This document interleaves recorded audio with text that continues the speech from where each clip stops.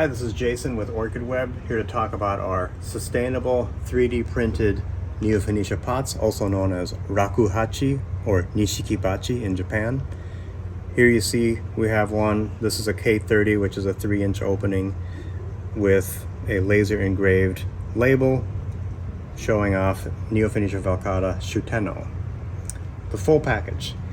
Really fun to have these 3D printers because we can print from small 2-inch pots all the way up to 7-inch containers, which is the largest size our printers will accommodate for.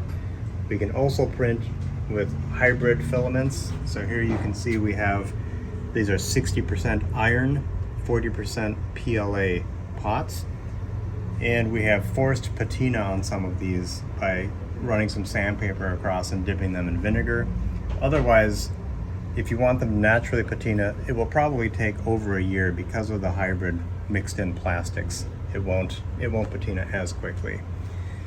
As you can see, we have many different patterns. Here we have Seigaiha, which is a wave pattern, very fine detail there.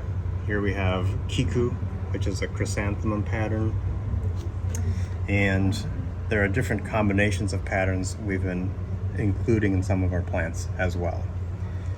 But this is just a really fun way to put together a nice aesthetically pleasing package like so.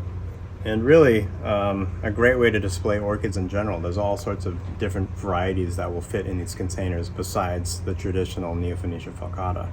Take in mind that purchasing a lot of these style containers from Japan is quite expensive, and often they're not available. Many of the artists have long waiting times, and many of them will not export at all. So really the only way to offer these to people at any kind of scale is with 3D printing. And it's more affordable, sustainable. You can drop these and they won't break. So there's many great things about the 3D printed containers. It's really fun to be able to offer them, and it's just a unique opportunity, and we really have enjoyed the designing and the printing of these containers.